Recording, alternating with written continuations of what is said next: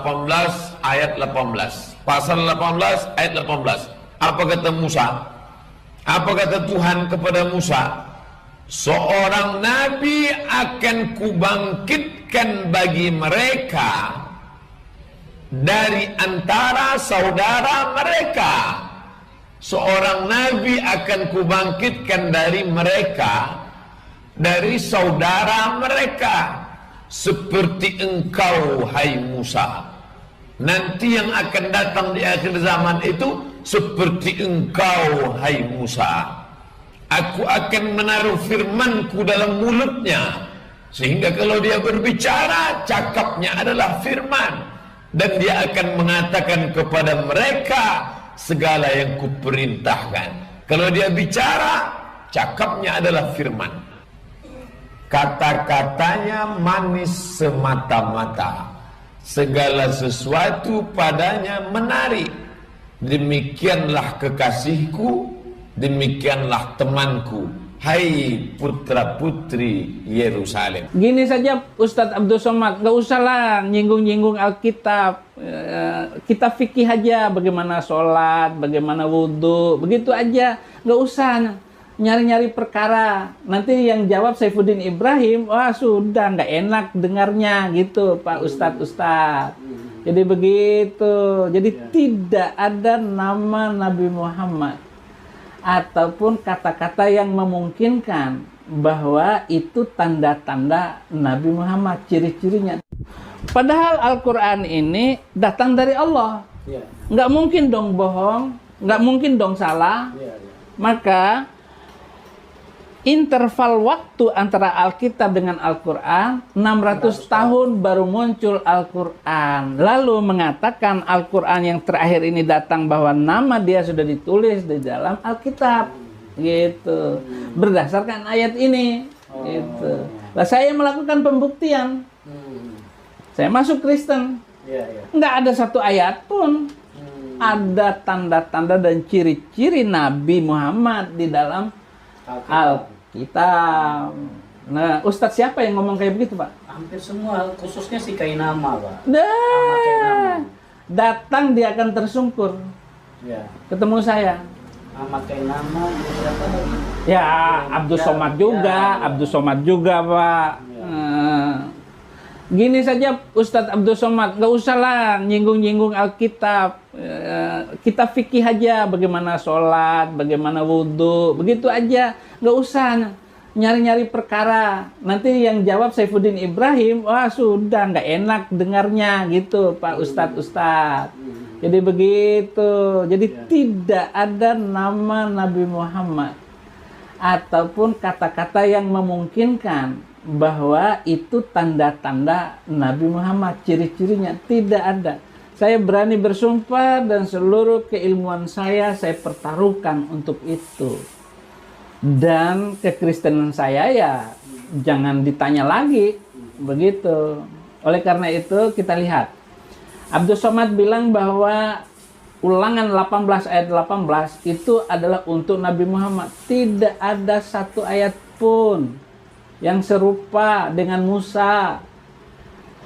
Bukan masalah perang, tetapi kesamaan ciri-ciri. Satu, Isa Al-Masih, satu turunan dari garis Ishak. Jadi Yesus dengan Musa sama. Musa Bani Israel, Yesus dari Bani Israel. Nah, Yesus melakukan mukjizat-mukjizat besar. Musa membelah laut, yaitu bukan membelah bulan. Membelah laut itu ada fungsinya. Kalau membelah bulan, apa gunanya?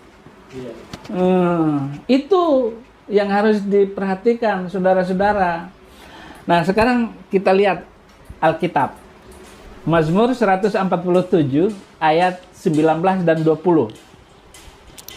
Ia memberitakan firman-Nya kepada Yakub, ketetapan-ketetapannya dan hukum-hukumnya kepada Israel.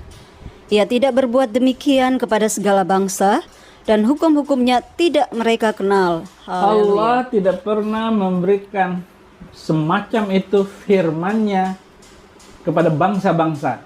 dan mereka tidak mengenalnya. Hanya diberikan kepada Israel. Dan firman Tuhan itu Yesaya 2 ayat 2 dan 3. Akan terjadi pada hari-hari yang terakhir, gunung tempat rumah Tuhan akan berdiri tegak di hulu gunung-gunung dan menjulang tinggi di atas bukit-bukit. Segala bangsa akan berduyun-duyun ke sana, dan banyak suku bangsa akan pergi serta berkata, "Mari kita naik ke gunung Tuhan, ke rumah Allah Yakub, supaya ia mengajar kita tentang jalan-jalannya, dan supaya kita berjalan menempuhnya. Sebab dari Sion akan keluar pengajaran dan firman Tuhan dari Yerusalem." Akan terjadi hari-hari yang terakhir. Fenomena terakhir kata Bapak tadi. Akan terjadi sekarang ini.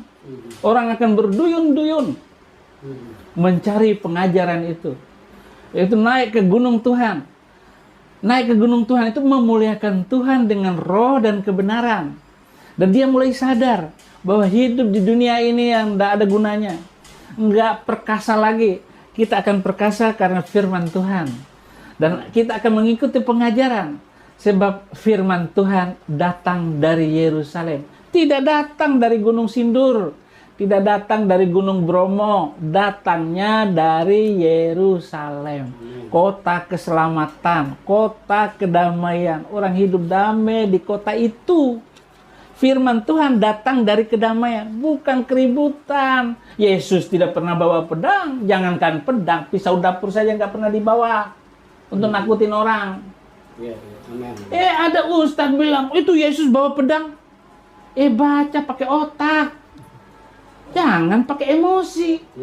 Hanya karena ingin ngelawan omongan saya, oh Saifuddin Ibrahim ngawur, ini ayatnya Yesus bawa pedang. Baca lagi.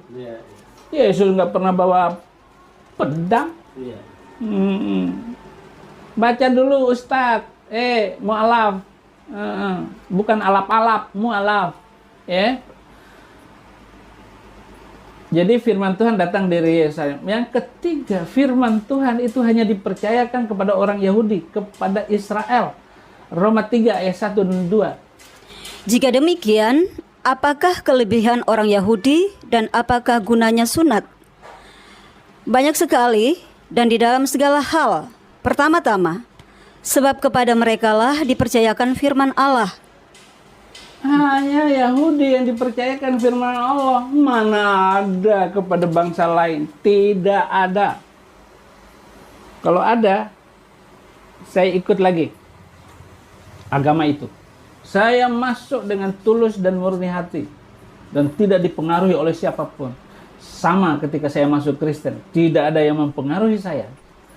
Tetapi luar biasa firman ini yang membuat saya terpukau dan terpesona dengan keindahan, kebaikan, kasih yang datang dari orang Yahudi. Amin. Itu Yesus Kristus. Haleluya. Yohanes 4 ayat 22. Kamu menyembah apa yang tidak kamu kenal. Kamu menyembah apa yang kami kenal. Sebab keselamatan datang dari bangsa Yahudi. Keselamatan datang dari bangsa Yahudi. Enggak bisa datang dari... Bapak asli mana, Pak? Sulawesi. Oh, saya juga sudah ke Sulawesi. Sudah ke Sulawesi. Enggak datang dari Sulawesi. Sudah harga mati ya Pak ya? Bangsa Yahudi ya? Yahudi datang keselamatan. Bangsa lain datangnya kecelakaan. Itu, celaka melulu. Tetapi Yahudi mengajarkan yang luar biasa. Yang bikin lampu sorot ini Yahudi. Thomas Edison. Yang membuat laptop Yahudi. Yang bikin apa? Yahudi. Bikin pesawat terbang Yahudi. Lah kalau nggak ada Yahudi yang bikin pesawat terbang, naik haji pakai onta, nggak bisa. Jadi Yahudi datang keselamatan dari segi dunia saja. Amin. Yang bikin HP, yang bikin Facebook, Yahudi semua. WA, Yahudi. Yang menemukan WiFi, Yahudi. Wanita lagi. Gitu. Bukan menemukan kucing. Kalau kucing mah sudah ada dari dulu. Jadi keselamatan datang dari bangsa Yahudi. Nah, inilah yang saya perhatikan yang luar biasa dari firman Tuhan ini. Wahyu 22 ayat 18. Aku bersaksi kepada setiap orang yang mendengar perkataan-perkataan nubuat dari kitab ini. Jika seorang menambahkan sesuatu kepada perkataan-perkataan ini, maka Allah akan menambahkan kepadanya malapetaka-malapetaka yang tertulis di dalam kitab ini. Ya. Aku bersaksi kepada semua orang yang mendengar tentang firman Tuhan ini, yang membaca tentang ini, yang menambahkan nubuatan-nubuat di dalam kitab ini, maka dia akan kena malapetaka seperti yang tertulis di dalam kitab ini. Jadi ada orang yang kena malapetaka, ada orang yang kena berkat dan kebaikan. Itu Yesus itu di atas kayu salib bukan kena malapetaka. Bukan. Saya masuk penjara itu bukan malapetaka. Rasain Saifuddin Ibrahim masuk penjara, kena malapetaka. Sukacita karena Tuhan. Yusuf masuk penjara, Yeremia masuk penjara. Itu semua bilang apa kata Yeremia kepada Zedekia? Apa salah saya kepada engkau, hai raja, dan apa kesalahan saya kepada pengikut-pengikut hulu balangmu? Dan apa kesalahan saya atas bangsa ini? Engkau memasukkan aku ke dalam penjara. Gitu kata Yeremia. Jadi Yeremia masuk penjara, dia nabi. Dia utusan Tuhan. Dia memberikan penerangan kehidupan berbangsa dan bernegara, saling mencintai sesama manusia, nggak boleh menipu orang, nggak boleh mencuri, nggak boleh maling, nggak boleh ngerokok sekalipun. Kalau ada orang Kristen ngerokok, saya semprot ambil rokokmu, saya taruh di tanah, injak itu rokok, diinjak, supaya kapok ngerokok di depan saya. Saya bilang begitu. Saya merokok aja enggak. Saya membantu pemerintah untuk mencintai hidup yang bersih, mencintai sesama, mencintai karunia Tuhan, semuanya ini. Jadi kalau ada orang yang menambah-nambah ini Alkitab, nambah-nambah isi masih ada pedoman untuk hidup bermasyarakat, bernegara, hidup berpolitik, mencintai sesama manusia, nambah-nambah lagi dari aturan Alkitab ini, akan kena malapetaka. Dan negara-negara yang tidak memakai kitab suci, yang tidak memakai Injil, itu berantakan semua, Pak. Itu ada yang lari ke Syria, orang Syria lari ke Amerika, ke Eropa, ke Australia, kabur semuanya. Bukan 1-2 orang kabur. Banyak. Bukan 1000, berjuta-juta, berlaksa-laksa. Tinggal kampung, ditinggalin. Nggak usah lah ngomong baju sepatu kayak Bapak bagus, ada HP. Punya sepotong pakaian di badan, itu sudah syukur bisa kabur dari negerinya. Lah kita ini negara aman sentosa. Jangan diributkan oleh agama. Itu makanya firman Tuhan ini luar biasa. Luar biasa. Jadi terima kasih atas pertanyaan ini. Iya, Pak. Dan memang ini penting sekali supaya umat Tuhan bisa bisa jelas ya, Pak ya.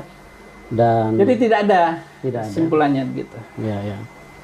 Iya, itu Pak Saifuddin Ibrahim sudah memberikan penegasan bahwa di dalam Alkitab tidak terdapat sama sekali yang dimaksudkan oleh ustadz-ustadz bahwa di dalam Alkitab itu ada nama Muhammad. Haleluya, haleluya, haleluya. Assalamualaikum warahmatullahi wabarakatuh. Salam Aki. Aku kabarkan Injil keselamatan. Bapak Ibu di Tuhan, ketemu lagi dengan saya Evangelis Avraham Effendi Usman. Bagaimana kabar Bapak Ibu semua? Tentu luar biasa. Yes. Wow, kita itu sangat istimewa. Nah, saudaraku para pecinta Jelah Bahagia dan para pengikut Kristus yang setia, bagaimana tanggapan kita semua setelah kita sama-sama mendengar cuplikan video tadi?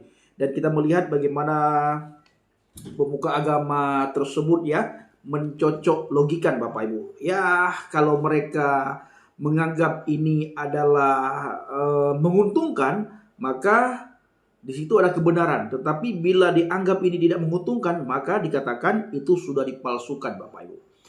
Ayat mana yang menguntungkan akan dipakai, ayat mana yang tidak menguntungkan itu dianggap palsu. Dan kalau saya melihat saudaraku, hanya ada satu agama, tidak ada agama lain selain agama tersebut yang paling kepo terhadap agama lain, yang paling kepo terhadap ajaran lain, yang paling kepo terhadap iman lain, bahkan yang paling kepo terhadap Tuhan yang tidak diimaninya. Nanti kalau dibalas mereka baper, dibalas mereka marah-marah, dibalas mereka ngamuk-ngamuk, dibalas mereka mencak-mencak. Ketika dibalas mereka memakai password dan teriak nama Tuhan, ya kita tidak bisa berbuat banyak kalau mereka sudah teriak nama Tuhan, Bapak Ibu. Apalagi kalau mereka sudah mengajak massa, ya. Mereka mengajak massa turun ke jalan, turun ke persimpangan-persimpangan, dan mereka tidak segan-segan mendatangi tempat kediaman orang yang melawan argumen mereka dan orang yang mencoba untuk mengolok iman mereka. Jadi ibaratnya persis seperti anak kecil. Anak kecil ketika bermain bersama dengan kawan-kawannya, apalagi anak kecil ini Bapak Ibu suka berantem, suka usil, suka ganggu kawannya. Dan ketika diganggu balik, anak kecil ini tidak terima. Dia pulang ke rumah dan dia ceritakan kepada orang tuanya. Dan orang tua yang tidak bijak pergi menjumpai kawan si anak tersebut. Sampai di depannya tidak ditanya dulu, langsung dipukul, dicubit. Dan terjadilah hal-hal yang tidak kita inginkan. Tetapi bila Bapak yang bijaksana, Bapak yang baik, ketika si anak pulang ke rumah mengadu kepada orang tua yang baik, Bapak yang bijaksana akan bertanya terlebih dahulu, kenapa kamu dipukul? Kenapa kamu menangis? Masalahnya apa? Di mana letak permasalahannya? Dan akan diselidiki. Dan tidak akan terjadi hal-hal yang tidak diinginkan. Itu bila Bapak yang baik dan bila Bapak yang bijak. Tapi bila Bapak kita, Bapak yang penuh dengan dusta, Bapak Ibu, Bapak yang arogan, Bapak yang sombong, Bapak yang tidak peduli hak-hak orang lain, Bapak yang tidak peduli orang di sekitarnya, dia akan melakukan semena-mena. Oleh karena itu Bapak Ibu, kita patut sekali dan kita harus mengenal Bapa kita di surga. Itu harus kita kenal. Dan kita puji Tuhan, kita bisa mengenal Bapa kita di surga lewat pribadi Yesus Kristus, Yeshua HaMasiah. Seandainya Yesus Kristus tidak ada, sangat sulit bagi kita untuk mengenal Bapa kita di surga. Tidak akan mungkin kita bisa mengenal Bapa kita di surga. Maka saya sering berkata Bapak Ibu, Yesus Kristus adalah Tuhan manusia. Tuhannya manusia. Tuhan bagi kita manusia. Ya tentu kita harus mengenal, kita bisa melihat, kita bisa meraba, kita bisa merasakan, dan dia juga bisa merasakan kemanusiaan kita. Sampai dia berdoa dalam wujud manusia. Di samping itu dia mengajarkan kita, dia mendidik kita, dia memberikan contoh kepada kita, dia bisa memberikan teladan kepada kita. Maka satu-satunya pribadi yang mengatakan akulah jalan dan kebenaran dan hidup, itu hanya Yesus Kristus. Belum ada nabi-nabi yang lain, rasul-rasul yang lain, utusan-utusan yang lain yang mengatakan seperti itu. Bahkan belum ada Tuhan-Tuhan yang lain yang mengatakan akulah jalan dan kebenaran dan hidup. Dan Yesus mengatakan aku yang awal dan yang akhir. Belum pernah kita mendengar ada Tuhan yang mengatakan dirinya yang awal dan dirinya yang akhir. Hanya Yesus Kristus yang mengatakan dirinya yang awal dan dirinya yang akhir, Bapak Ibu. Nah, oleh karena itu saudaraku, sungguh-sungguhlah kita dalam membaca Alkitab, memahami Alkitab, dan kita renungkan Alkitab Bapak Ibu. Supaya kita memahami, kita mengerti tentang apa yang tertulis dalam Alkitab. Sehingga kita tidak mudah dibohongi. Kita tidak mudah terombak-ambing. Kita tidak mudah termakan rayuan kuasa-kuasa kegelapan. Dan kita tidak mudah dihasut oleh kuasa-kuasa kegelapan yang mengatakan A, B, C, D, yang mencoba untuk membolak-balikkan fakta yang ada di dalam Alkitab, yang mencoba untuk membengkokkan kebenaran firman Tuhan. Kalau kita benar-benar membaca Alkitab, rajin membaca Alkitab dan merenungkan apa yang kita baca, kita Bapak Ibu bisa berteguh di atas fondasi iman yang benar. Nah, itu tadi kita melihat bagaimana pemuka agama tersebut mengatakan begini, cocok logi saudaraku. Seperti yang saya bilang tadi. Seandainya pihak lain melakukan hal yang sama seperti yang beliau lakukan, pasti holol darah, hukum penistaan agama menanti, penjara menanti, dan masuk kerengkeng. Dan kita melihat tadi Bapak Pendeta Saifuddin Ibrahim ketika diwawancarai oleh Bapak Pendeta Yusuf Manobulu. Begitu tajam pengupasan-pengupasan beliau. Begitu tajam pengupasan-pengupasan mereka. Bahkan Bapak Saifuddin Ibrahim sering sekali mengatakan bahwa tidak ada nabi dan rasul di luar Israel. Dan tertulis dalam Alkitab, tidak ada nabi dan rasul di luar Alkitab. Itu dia saudaraku. Jadi kita bersyukur, berterima kasih kepada Tuhan. Kita sudah mengenal Tuhan satu-satunya yang hidup lewat pribadi Yesus Kristus, Yeshua HaMashiach. Maka Yeshua HaMashiach mengatakan, kalau engkau melihat aku, maka engkau melihat Dia yang mengutus aku. Kalau engkau menolak aku, maka engkau menolak Dia yang telah mengutus aku. Siapa yang menerima aku, maka dia telah menerima Dia yang telah mengutus aku.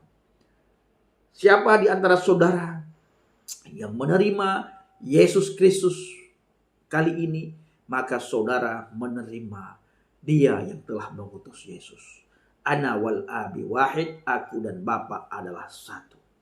Jadi luar biasa iman kekristenan yang sangat berbeda dengan iman-iman yang lain. Yang sangat berbeda dengan agama-agama lain. Yang sangat berbeda dengan ajaran-ajaran yang lain. Hanya kekristenan yang selalu mengajarkan tentang kebenaran. Alkitab selalu mengajarkan kebenaran. Kebenaran. Di saat agama-agama lain mengajarkan tentang kebaikan, Alkitab hadir mengajarkan tentang kebenaran. Standar kekristenan itu Alkitab. Standar kekristenan itu adalah kebenaran, bukan kebaikan. Baik belum tentu benar. Benar sudah pasti baik. Baik menurut versi manusia. Kadang-kadang baik menurut si A belum tentu baik menurut si B. Kadang baik menurut si B belum tentu baik menurut si A. Baik dan menurut si A dan si B belum tentu baik menurut si C dan si D, Bapak Ibu. Sehingga acuan yang dipakai itu berdasarkan bola pikir manusia, buah daripada pemikiran manusia, maka kita pergi kemana-mana yang diajarkan tentang kebaikan. Oh, ini baik ini. Ini tidak baik, tinggalkan. Contohnya daging babi. Daging babi haram. Ini tidak baik ini. Ini tidak boleh dimakan. Tapi di sisi yang lain, di saat yang katanya tidak ada makanan lain, yang ada hanya babi, maka babi itu diperbolehkan makan. Kenapa? Karena baik bagi dia. Di saat lapar tidak ada makanan, oh ini baik bagi manusia untuk dimakan. Tapi kalau sudah Tuhan larang, ini tidak boleh, maka kemanapun pergi, dimanapun kita berada, dalam situasi apapun, yang namanya tidak boleh, ya pasti tidak boleh. Kalau itu memang larangan Tuhan. Kalau larangan Tuhan, ketika Tuhan melarang tidak boleh, tidak ada satu manusia pun yang bisa mengganggu-gugat apa yang sudah Tuhan larang. Begitu juga kalau sudah Tuhan suruh, tidak ada satu manusia pun yang bisa melarangnya. Tapi dikarenakan itu buah daripada pemikiran manusia, maka manusia itulah yang menentukan boleh atau tidak bolehnya. Di saat-saat genting tidak apa-apa, makan saja. Tetapi di saat tidak genting, Bapak Ibu, jangan makan. Nah, ini dia saudaraku. Kita puji Tuhan, bersyukur kepada Tuhan. Kita sudah mengenal Yesus Kristus Tuhan dan Juru Selamat bagi kita umat manusia. Terima kasih. Shalom alaikum bishim habasiyah. Salam Aki. Aku kabarkan Injil keselamatan. Bapak Yahweh Bishop Adonai Yeshua HaMashiach. Ruach Kudus memberkati kita semua. Haleluya. Amin. Salam murtadin. Terima kasih.